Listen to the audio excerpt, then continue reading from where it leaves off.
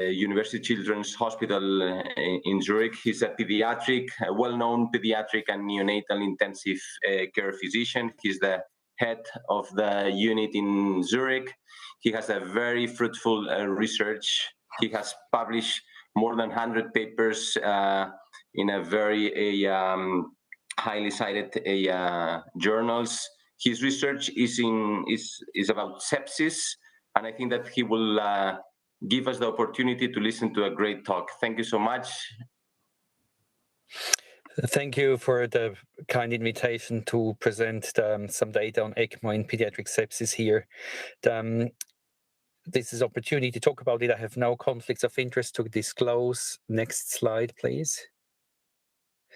If you go to the next slide. So we're going to cover 4 main topics. The first question is actually why, but as well, when do children die of sepsis? I think it's important that we understand the current epidemiology of sepsis in children to make a good call on which patients may be suitable for ECMO.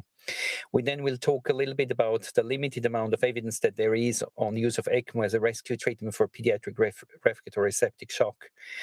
And finally, actually spend some more time to discuss some of the key questions that actually puzzle us as clinicians when we make decisions around going on. What is the pathophysiology, and how do we select the right patients to put on, but as well when to go on, how to go on. Next slide, please.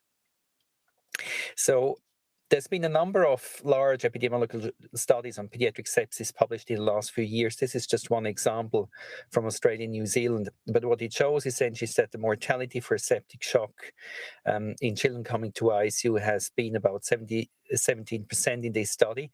And we see as well that the incidence has not been dropping. If at all, it may have been slightly increasing. Similar studies were found in other studies, such as in the US, the International Sprout study, which had a septic shock mortality of 25%. There's been a recent study from the Pac-Man group in Asia, which is slightly higher, and there's been studies from Brazil as well, and from Europe, such as the Swiss Pediatric Sepsis Study. So all these studies actually point towards a mortality that for septic shock that remains around 14 to 25%. Next slide, please. But what has clearly changed is that in contrast to 10, 15 years ago, when the major part of children we saw with septic shock presented as the child you can see here on the left with fulminant meningococcal shock, purpura fulminans, and very characteristic patterns of fulminant disease with very profound coagulation abnormalities. Nowadays, we do not see that pattern as much anymore. We see much more children with Staph aureus septicemia, which sometimes is less acute, but actually can be extremely difficult to get source control. We see more cases with group A streptococcal infection, toxic shock, but more and more we actually face an increasing number of very complicated patients that have chronic health care requirements that may be colonized with multi-drug resistant organisms. And so the pattern of septic shock actually is changing. Next slide, please. But what has actually not really changed throughout this period is that septic shock in children remains overall a very fulminant disease, which is quite distinct from adults. And what you see here is 3 studies that published essentially death curves or survival curves of children that present with septic shock. The left one showing actually the timing of death in children that die in ICU with sepsis split into those with comorbidities versus those without comorbidities. And what you can see actually that more than 50% of children that have no comorbidity coming to ICU who later die will actually die within the first 48 hours. The middle slide is actually a study from Children's Hospital of Philadelphia from Scott Weiss, and again shows that there is sort of a very early mortality pattern followed by more of a late mortality pattern. That the early mortality is clearly characterized by actually failure to control refractory septic shock, whereas late mortality is more confounded by chronic patient comorbidities, neurological damage, and other features. And the right graph is a study from the UK, which looked as well at pre-ICU mortality. And again, it showed that there is a very substantial early mortality. So all in all, it is important to recognize that a major part of children that we lose due to septic shock, we lose very early due to fulminant septic shock.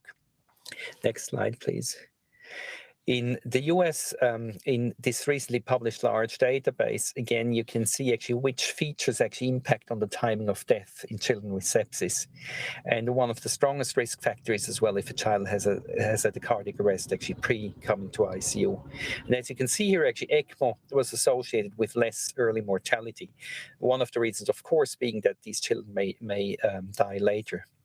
But so taken together, next slide, this shows that there is a certain proportion of children that when you put them through the different steps of surviving sepsis and pain management, they remain refractory to shock, and then ECMO may be the only option. And so in the previous ACCM recommendations, ECMO was stated as a viable therapy for refractory shock of sepsis in neonates and children, but it was a weak recommendation based on single-center retrospective observational data. And none of these data actually shows risk adjustment. If you then compare this with the more recent sepsis guidelines, which were published last year, that's in the next slide, please. As you can see, actually, there is a subgroup of children that remain refractory to the initial sepsis bundle, and which, despite titration and reassessment of additional sepsis treatment, should be considered for VA or VV ECMO if actually there is ongoing respiratory or cardiovascular combined failure.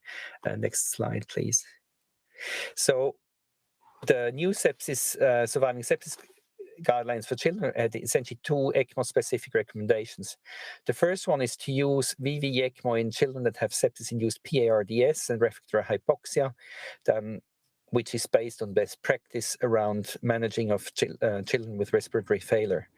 And there's a weak recommendation, again, based on very low quality of evidence, to use VA ECMO as a rescue therapy in children with septic shock refractory to all other treatments. What exactly it means to be refractory to all other treatments is not specifically stated. Next slide, please.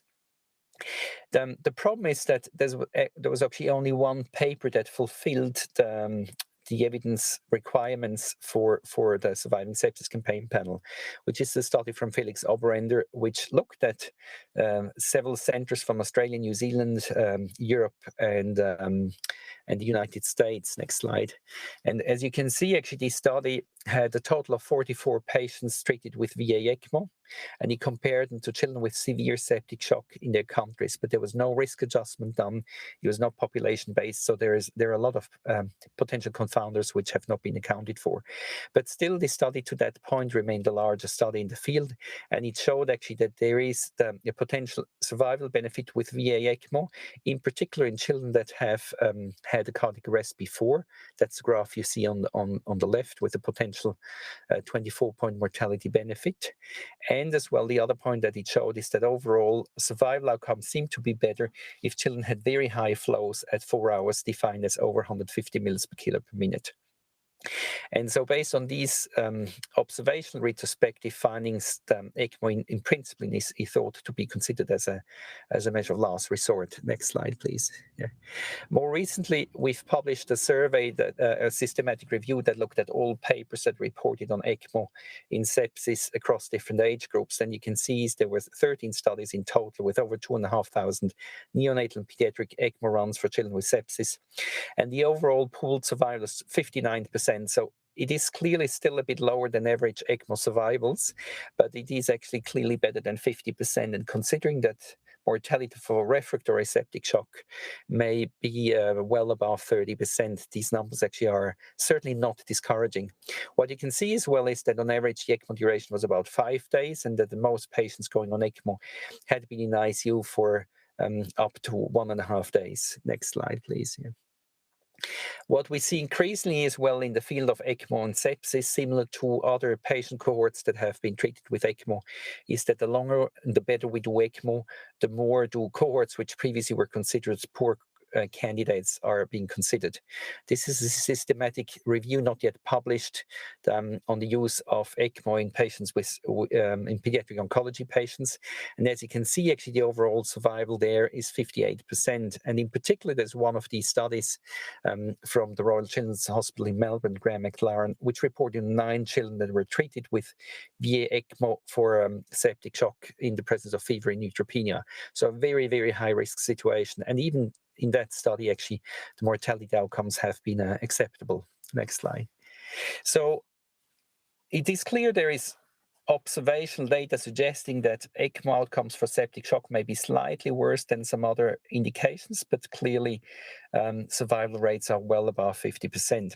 So the question really is, which patient should we put on and when? And to just get back to some basic physiology, as we all remember, old previous sepsis guidelines emphasized on the classification between warm and cold shock. And what we often forget is that actually many children may initially present with a high cardiac output, sometimes normal to high SVR state, which is a physiologic state we often actually don't recognize, or before they progress into either vasodilatation, so warm shock, or as well a drop in cardiac output progressing to cold shock and vasoconstriction. At this early stage, usually we can stay and play using inotropes, vasoconstrictors, fluids, ventilation, adjuncts, and so on. But as actually this physiology progresses, and that's been, next slide please, that's been a feature that has been too often overlooked, is that children may actually progress in a state where they have low cardiac output, but at the same time actually the microvasculature starts dilating. And this is an extremely difficult to handle physiology, and that's a classic indication to actually then progress towards ECMO. But in practical, next slide, please. Practically, a question has often come up is, what are thresholds to put a child with sepsis on ECMO? And I think it's key to emphasize that the response of a patient to interventions and patterns that patients show on the speed of progression, so essentially a dynamic assessment, is much more informative than absolute thresholds. What's clearly of concern is if we have echo indication of myocardial failure, if there's been a preceding cardiac arrest, if we need a lot of inotropes and increasing lactate. And of course, if a child is actually in a severe state of septic shock, needing a lot of support, and we progress towards more severe ARDS as well with oxygenation failure or renal failure, these additional organ dysfunctions would further actually prompt going on ECMO. So to finish the talk, I would just like to show you brief data that give us some indication how can we actually select the patients. Next slide, please. And so we've done with Graham McLaren a study where we try actually to predict which patients that come into ICU with sepsis are likely to die. And this overall model, which included close to 5,000 patients, actually performed quite well with an area under the curve of almost 0.9. When we then applied this, next slide please, to the 80 children that were treated with VA ECMO in this cohort, we actually found three key predictors. Sorry, just the previous slide, please. Yeah, we found three key predictors of mortality in children put on ECMO. The higher the lactate was, if they had cardiac arrest pre-ECMO, and as well if they were peripherally cannulated, then the risk of mortality was higher in multivariate analysis. And so this points towards actually some of the techniques that we could use, such as central cannulation to get higher flows, seems to be protective in this setting. Next slide, please. But we then established a model trying to predict actually which patients are more likely to benefit from ECMO. Next slide, yeah. And so what you can see here is that you see on the light blue curve, that's sort of the baseline risk of a patient to die. And you see on the y-axis the probability of death. And what you can see then is the straight regression line, the dark blue line, that's the regression line of death if you're on ECMO. So what you can see is that if a patient's predicted mortality was below 47% in that model, then if children were put on ECMO, their mortality was higher than if they were not put on ECMO with an SMR of 1.4. Whereas if children that had a higher predicted mortality above 47% were put on ECMO, then the mortality actually was 0.61, so they had a survival benefit. Now, this model, of course, has limitations because it's sort of a once-in-a-time model, but I think it nicely explains actually how we make decisions as clinicians by assessing actually different risk factors and trying to weigh benefit versus risk. And he points towards actually saying that if your child has a risk of probably about 50% to die without ECMO, then it's very reasonable to put that child on ECMO. If you have very good ECMO results at your center, you probably should actually lower that threshold. So to finalize, that's the next slide, please. I hope I've been able to just show you again that pediatric septic shock remains a high mortality condition. And most deaths occur early, which means that VA ECMO actually can really be life-saving in that situation. And overall survival rates may be around 50 to 60% for VA ECMO, but in some centers go up to 80%. It is possible, and our data actually would support such, that central cannulation aiming at high inflows is beneficial in these settings. There are no very clear thresholds for going on ECMO, so assess the dynamic patterns. Important that you reassess the echo, but remember as well that past contraindications may not be relevant anymore. In particular, oncology patients and as well patients post cardiac arrest may benefit from ECMO if they have sepsis. Of course, there are a number of uncertainties. For example, what is the risk to the brain if we do a neck cannulation versus central cannulations? As mentioned, the challenges of staphylococcal sepsis or toxic shock may be different from past sepsis phenotypes, and aspects such as timing or the use of extracorporeal immunomodulation actually are little understood at this stage. Finally as well, and I think that's why it's so important that we combine good observational data, is an RCT on ECMO in sepsis is extremely unlikely to be feasible. Based on our power calculations, this can almost not be achieved, which really means that we should work together and collaborate and maybe plan a future propensity match studies on such patients. So thank you very much for your time. Well, thank you very much. That was a beautiful talk, and I think that we can discuss later in the Q&A. There are several questions that come to my mind about how to manage those patients during sepsis. But we're going to move to the final talk. I'm going to introduce Petra Alexander.